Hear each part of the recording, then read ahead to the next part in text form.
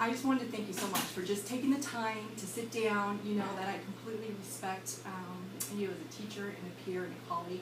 And so I appreciate, one, that you allowed me to use your students to teach the lesson. And that, secondly, you took the time to watch the lesson that I prepared with the learning map that we did in this course that we're taking right now. I know it's a long one, 27 minutes, so I just appreciate everything that you've done to help me with this assignment. So the last portion of our assignment, the learning map, is just reflecting on the lesson and what I did in teaching the lesson and analyzing to see what best practices I can use in the future. I know that watching it back myself, I caught a lot of things that I would want to do differently. And some things I thought were, you know, they were done well, but I think I would want to maybe expand on that a little bit more. So the reflection portion has 4 different questions that I'm supposed to pose to you. And I thought maybe we could just go through together, and any suggestions or insights that you have, please jump in at any time. So the first one. Okay, and then, so are you asking myself, or are you wondering what have you learned about your students' learning characteristics that you didn't realize previously? Both. Maybe something that you, when we cover some of the areas, maybe some of the best practices that you have done in the past that you would offer to me, maybe something that you saw or that you have seen that could be tweaked a little bit. And so going into the lesson, did you have an expectation of what you thought the kids would be capable of doing, and then it was different than what you thought, or kind of as you anticipated? It was different than what I thought. And you know, I thought it was interesting because the learner characteristics, that's one of the things that's in that first question is, what did I learn about the learner characteristics of 3rd graders? And it's interesting to see that the level of 3rd graders is much different than what I've adapted myself to with middle school. And so it was kind of, you know, it was an eye-opening aha experience for me because I could see right in front of me some of the things that I've been learning in my class of where they are at that level. But just to recap, as you saw, it was a literacy lesson on making predictions. And so I started off with the role play where I actually acted out that portion that I was going to read a book, but I didn't tell them what I was going to do. And I love the way that you incorporated that for them to be able to get that excitement, and they could guess what you did, and then as soon as you said prediction, they made a real life connection to that. Right, and all their hands went up. They were so eager, and I loved seeing how eager they were to please, in a sense, that they wanted to have me call on them. I don't always see that in middle school, but that was one of the characteristics that I saw that just made me feel like, oh, this is working. And I think, you know, as we look later, that might be something that I'd want to expand on. That I saw the excitement that they had making that connection, and why not let them role play and let them do that experience where they can then connect with their peers and kind of play on that. They seem to get it right away, and they connected with that's what making a prediction is, finding those clues. But I think just allowing them to engage a little bit more, because what seemed to happen was with the role play, they had this excitement, and then we talked about it, and they're so excited, and then boom, we went to worksheets, and it was kind of like this dun dun dun, you know? That was like one thing that I noticed is that they could have broke up into different little groups and maybe had cards, index cards with topics on them, and the kids draw them out, and then they act what it is, and their partner had to predict what they were doing or what they were going to do next. No, I think I would have loved on expanding that. Yeah, so it could have been like broken up into even smaller.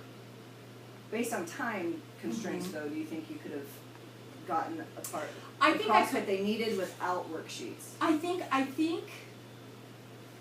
when I looked back, I realized that I overdid the worksheets. I had 2, and if I were to do it again, I would drop that second one, because the second one caused confusion. They had it, and then I introduced the second one, and it's almost like everything that they had learned, it caused this confusion. It wasn't what I expected it to be, and then I felt like I kind of had to bring them back and talk about what we had just talked about. Like their attention span and engagement is a lot shorter than older students as well.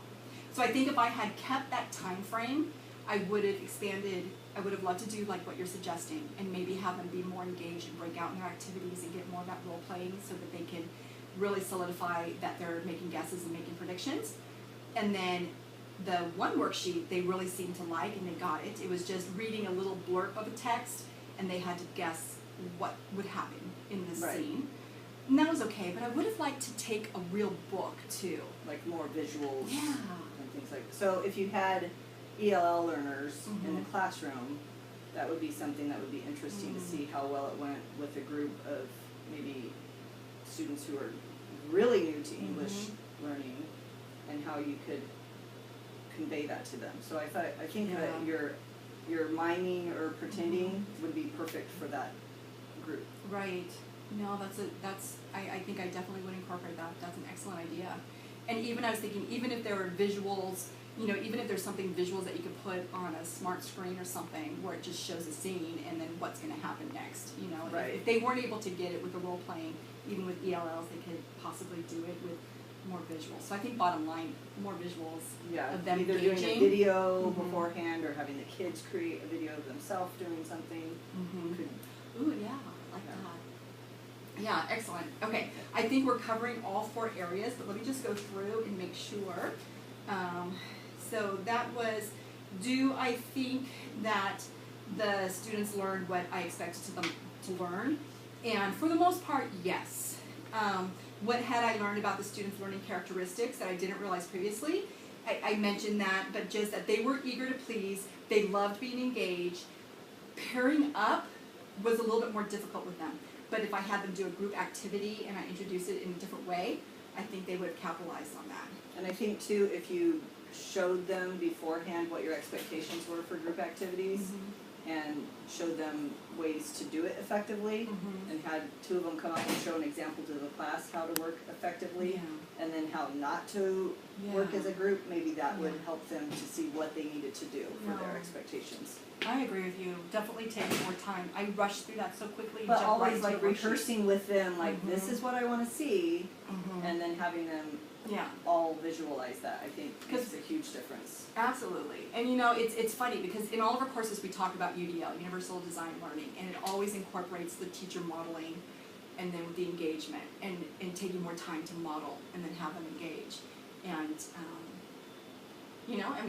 it takes some getting used to, it takes some practice. Well, especially from middle school Mhm. to the younger students, I think you become in this mindset of they automatically know how to do this. Right. But when you go down that young, Uh-huh.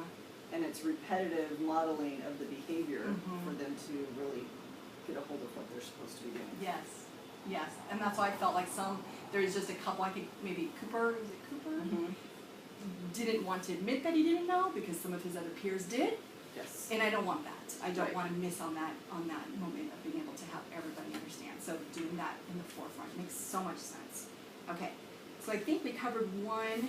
Let me just take a look. Do I think my instructional design was effective based on my planning?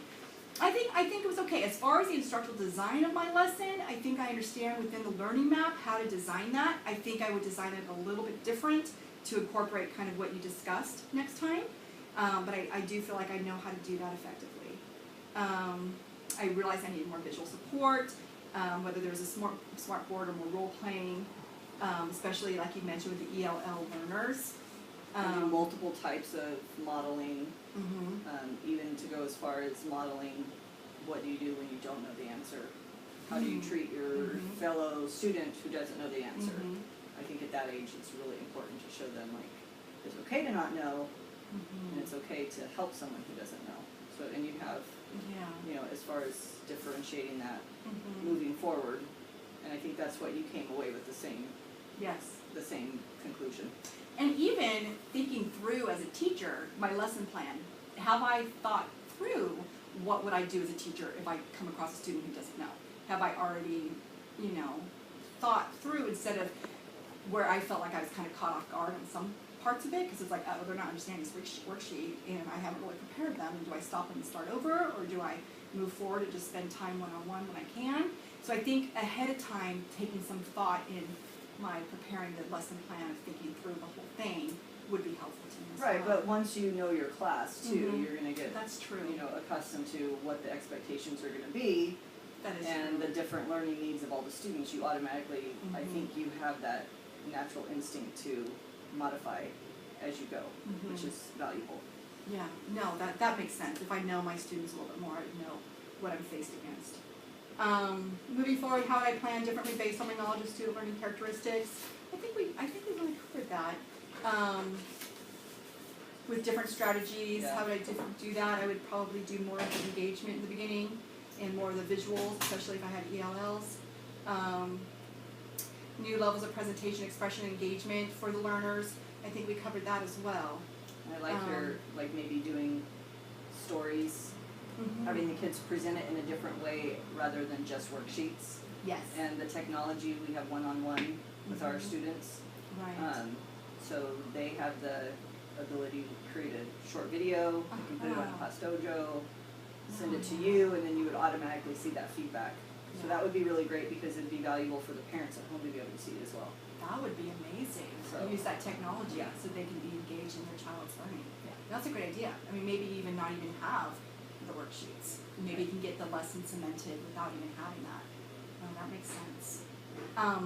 Is there anything else that you can offer, or do you think I think you've done a pretty good job of covering everything, and I think that you do a really good job of modifying as you go, and realize, like you even were conscious that it wasn't working and you switched it in the middle of the project, so that.